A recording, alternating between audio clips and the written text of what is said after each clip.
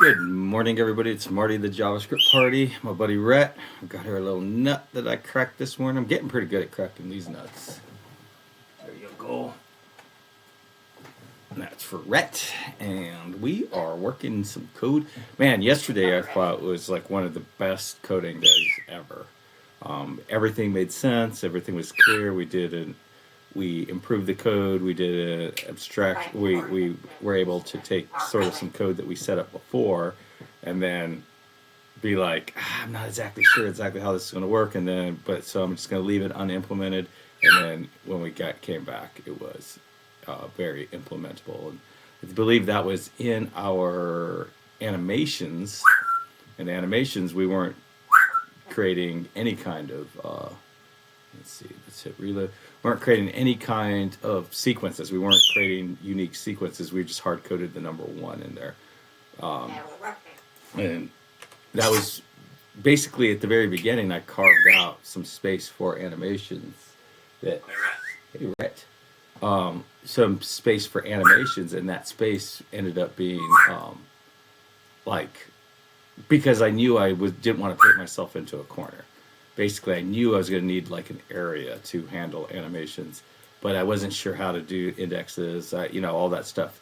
And now it looks like it is worked out. So when I create a new visualization, we do get these tables. Now it is becoming clear that the table isn't going to work, right? Because we have too many things.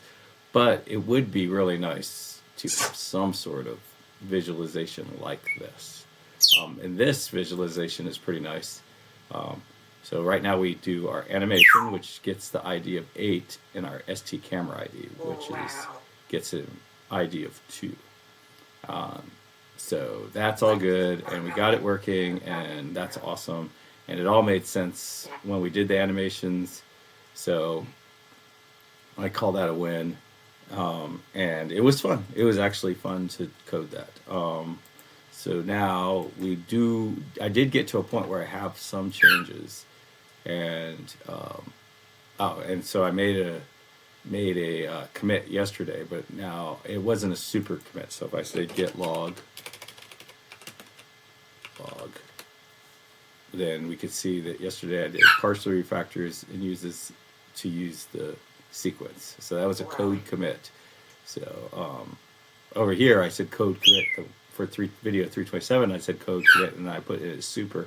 That's my way of saying, hey, this is a commit that is totally appropriate to roll back to. Everything should work here. Here, I would have put super, but I wasn't 100% sure if I was going to end up with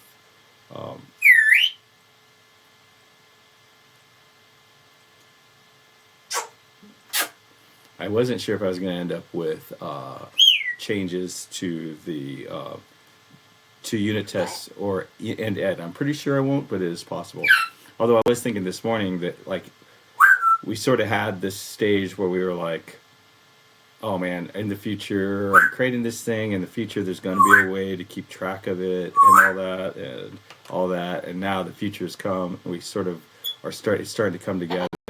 And I'm wondering it hasn't come together yet. But then we'll hit a point where it has all come together and we fully understand how it all works. And then there'll come a point where that's in the past and we don't quite remember how it works. And it does kind of seem like unit tests might be the place to document the way that works, because it is completely under the covers. It has no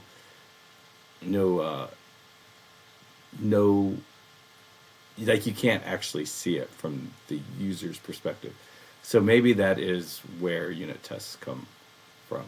I don't know if you ever saw the movie Mad Max. It's kind of funny because the first time I watched Mad Max Thunderdome, I was like a teenager. It was like in the 1980s. And I thought it was one of the stupidest movies I'd ever seen. And it was so very disappointing because I thought Mad Max, the actual original movie, was such a good movie and all that. Now I look back at Mad Max, the original movie, I'm not that impressed, but oh my God, am I impressed by Thunderdome. And I guess it's because in Mad Max Thunderdome, they show so many examples of sort of people being in the future things have evolved however they're going to evolve. Everything has become however it's going to be. But there was a bunch of technology in the past that people didn't quite understand, and then they misuse it. I suspect that's what unit tests are. They are an example of a technology that had its use. It was very fantastic technology, and we just totally misuse it today because most places, all unit tests do is screw up their code and screw up their developers. That's the only thing that comes out of it. But now I'm starting to think, oh man, I do think there may be some serious value to it. All right, so let's go ahead and run the unit test. PM run test. And there's really no reason not to run the end-to-end, start the end-to-end testing too. So npm run Cypress and open. Unfortunately, we can't do Cypress run and the reason we can't do Cypress run is because we have a broken test in there that is broken on purpose. Like it's not broken on, we didn't break it on purpose, but we know it's broken because it's a known issue that we do want to fix. So we captured the fact that, hey, we want to fix it.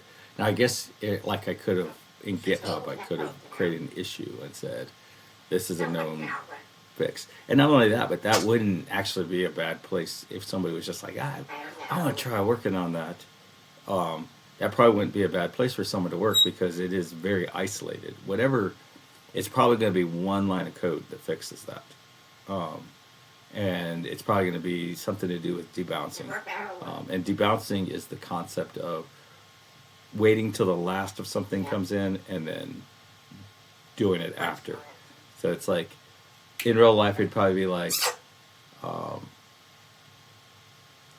wait till, we were in Houston, Texas once, and there was a Walmart. And we went to Walmart, and at that Walmart, they had a rule where they didn't close the store down until 15 minutes after the last customer had walked out of the store. And it was like 11:30 at night, and their official closing time was 9, and the place was packed. And as long as there was somebody in there, that place would stay open. And it was hours and hours past.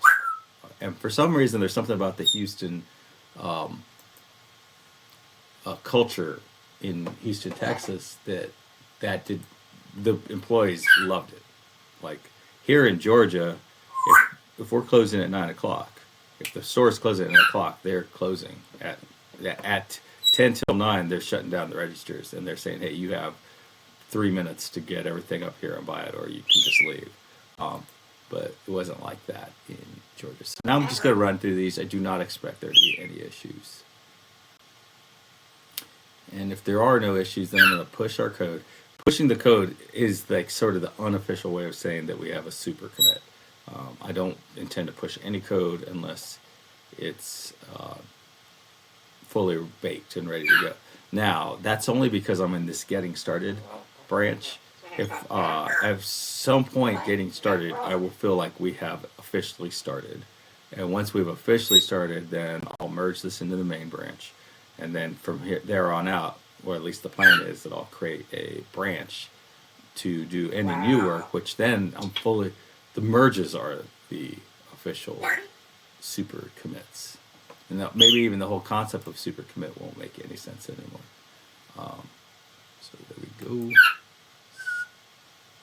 I think this is the part where Rhette will usually quiet down because I think she enjoys watching the actual application do its thing.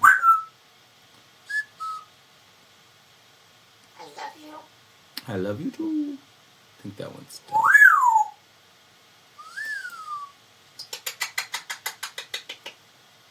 And I believe this is where we have our broken test.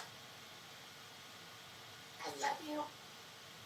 It could be in the delete, but I believe it's in here.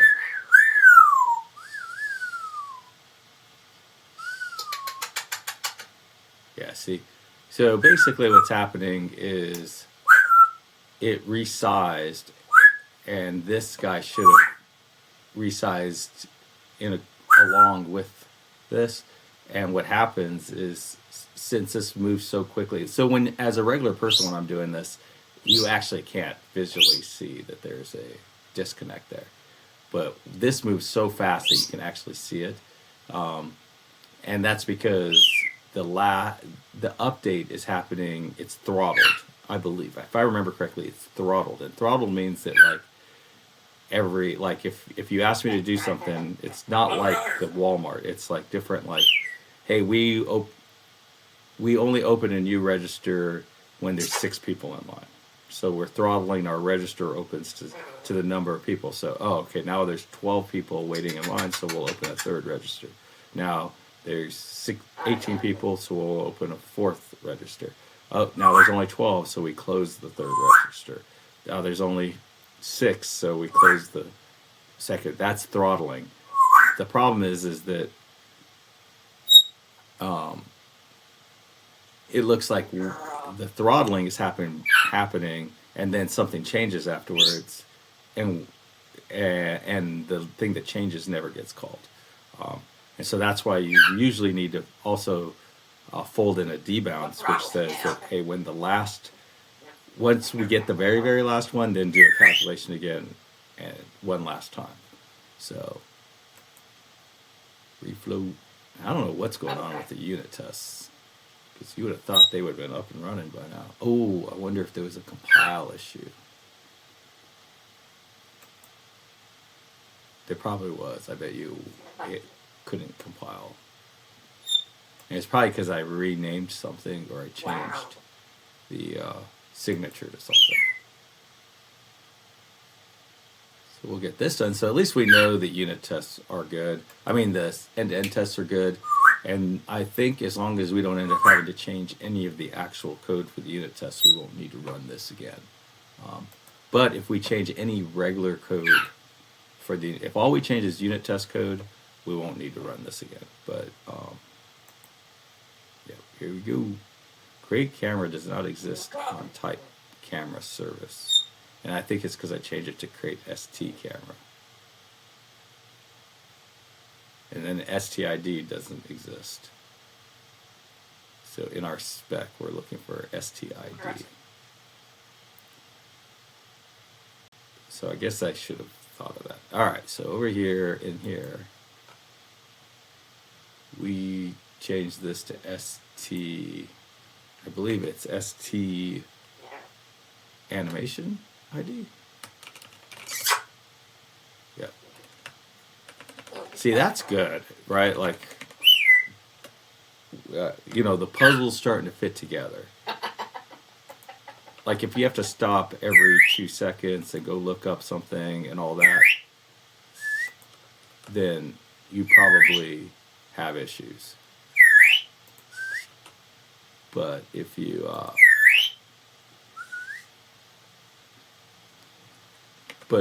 don't, if you can kind of imagine whatever the right thing is, that's probably a really good sign that you've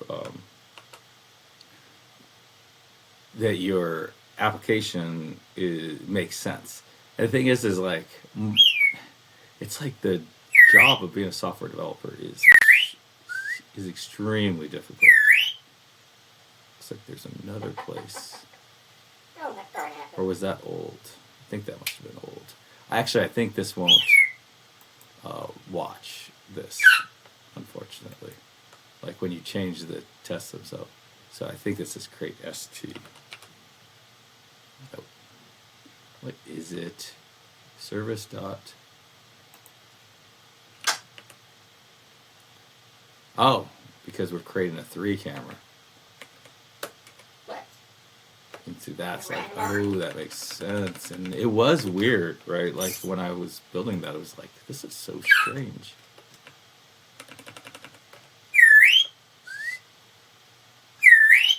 And I call it STID.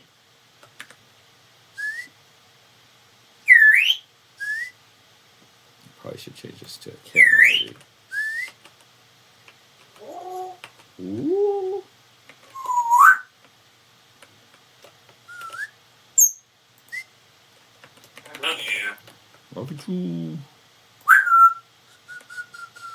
It is warmed up a little bit here, so I guess it is December 10th. Wednesday, which is a word that we pronounce in a very strange way compared to how it's spelled. It should be spelled, I mean, the way it's spelled, it seems like it should be Wednesday. Hey, settle down. You gonna settle down? It should be pronounced Wednesday, but it is not for some reason. We pronounce it Wednesday, which to me sounds like, it seems like if you were gonna spell it the way it's pronounced, it would be Wendsday, or maybe Seday, but Wednes doesn't. Seems like it should be Wednesday. And I'm sure I've told this story before, but typically, when let's see if there's any more. I think that's it. Animation service. I think we've taken care of everything. But typically when I used to always pronounce it Wednesday, and then look at that. And then I'm gonna take these 3 pens and stick them in here. It kind of, I don't know what it does, but it kind of makes her like fixate on those a lot of times.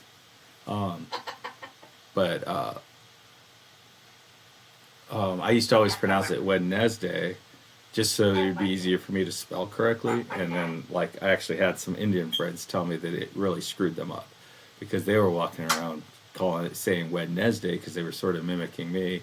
And then when they were out and about in the U.S. And they were pronouncing it Wednesday, people didn't know what they were saying, and which is kind of funny because, like, I would pronounce the things Wednesday to people, and everyone knew exactly what I was saying. But I think it's because they assumed they could understand what I was saying. They, who were a little harder in the United States to understand, like different accents that can be difficult to understand. And I guess people assumed they wouldn't be able to understand them, so they couldn't understand them. It was when they said Wednesday. It's like maybe their brain was unwilling to put in the effort to decode what they were saying because they just assumed they would be able to understand them. I'm not sure how that works. Yeah, so when I was a kid, I'm just going to ramble until this darn thing gets done building. But when I was a kid, if you could find, whenever you went into like these antique stores and something that was like 30, 40, 50 years old, it was worth like 100 times as much as it had cost. So they were like, I paid 2 cents for this and now it sells for $2, or I paid $2 for this and now it sells for 200. And so I remember in 2000, McDonald's was selling, like, you could pay like an extra $5 or something at the end of a Happy Meal, and you could buy, they would add one of these cups. This was in 2000, so it's like this Disney cup. And I was like, oh, that's good investment and all that. So here we are 25 years later, and it's probably worth less than $5. It's just funny how things change. All right, so it looks like it passed all the tests, I think, or maybe it hasn't run yet. Go.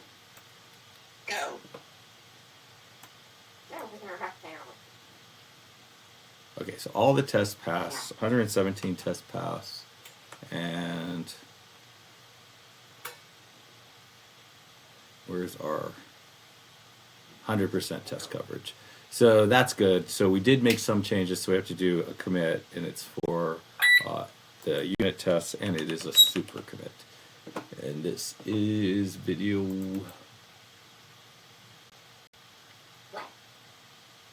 331. Right, so we'll just kill that. Kill it again. I got to teach this young QA person about the command line yesterday, and man, that was so rewarding. And he was just like, he had like all these really negative feelings. He's like, I'm a UI guy. I like UIs, and so we did we literally spent like 10 minutes using the command line, and at the end he was just like, you could just tell it really empowered him.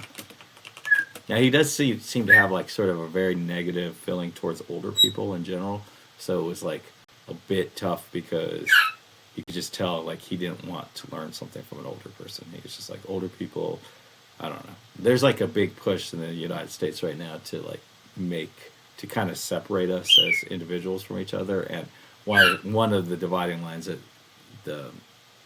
whoever is trying to push is younger people hating older people. That's like one of the things they really did. So it's it's very hard work when you're out and about dealing with young people because they just really don't want to like you. It would probably be very interesting to see what it is that they're being fed that makes them do that. Okay, so that's good. So now I'm just going to hit the up button, and that's called a DOS key. I don't know why it's called a DOS key. And it's spelled DOS space KEY. At least that's how I remember it. And I'm looking for video 330. Code commit. And it's not a code commit. It is a code commit, but this is a unit test. Test commit. I think I put this like that, right? Super. And I guess we could just use the same command or the same message. And it's 8:53. Okay, so now we push that. And we are good to go. And let's see, I have 2 minutes. So what I'm going to do is go to this view. And I'm going to go to we're still working on ST. We're not working on the interfaces. We are working on the services, but we are not working on any of the entities. Utilities. Yes, we're working on the utility service. Recycle sequence. So I'm just going to close everything else out.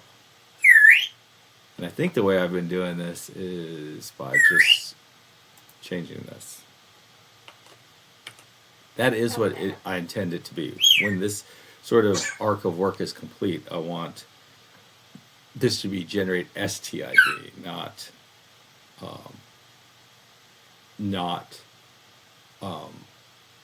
ID. I have a feeling when we inject the physics engine and music and things like that, we may have other kinds of IDs. So this will break. And basically what we're looking for is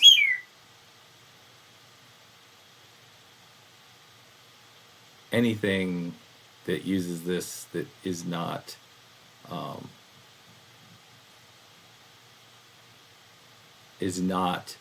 generating or is not updating, registering its component with it's not associating its ST component.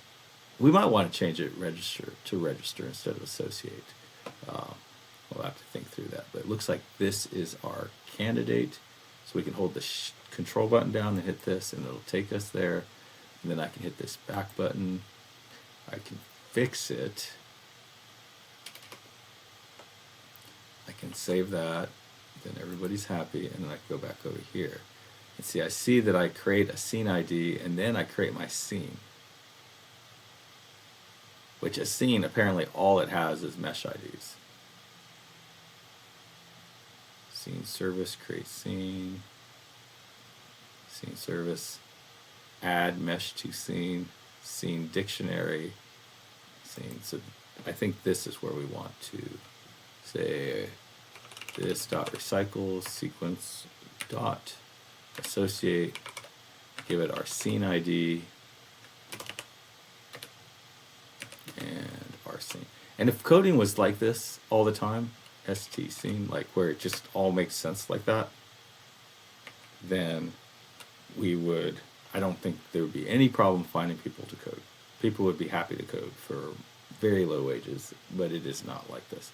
Okay, so the problem with this is it's saying, hey, there is no st scene is not allowed. So this is not allowed. And then I'm just going to hit this and go to definition. And then I'm going to go to my st scene types interface.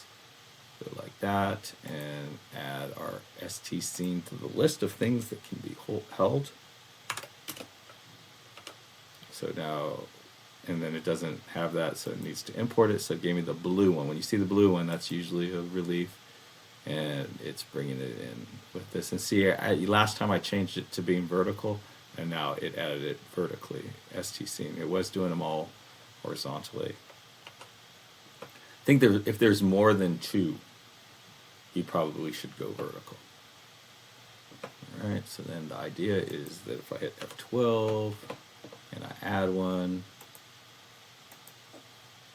now I was hoping, I don't understand why we don't have our, oh yeah, okay, so yeah, we do. We have 3 now.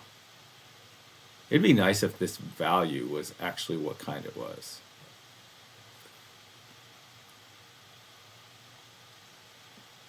That would be actually really cool. I don't know how to do that at this point. There's probably a very good way, but this is, yeah, much better view of it. So as you see, we have, this is the object itself. We don't know what the top object is, and they're in order. It would be kind of cool to see them as a tree. But this is probably exactly how I want to store it. 0. So I'm guessing this is the ID. I don't know what this is, but it's not quite readable. Probably it would be good if this was a little bit more explicit. Instead of, this probably should be an object, and then it should I'm guessing this is our mesh. Oh, it is mesh ID, so we know what it is. This is a mesh ID. So our mesh ID for this is 4. So this is this guy. But we aren't storing any meshes yet. So yeah, it is coming together. So we know that our camera, our camera is sort of the end of the road. There's nothing but this guy, which is a scene. Yeah, I think when I create it, I need to also, somehow I need to set the value. It would be nice if this value was what it is. So this would say camera, this would say scene, and this would say, I've already forgotten what the third thing is, animation.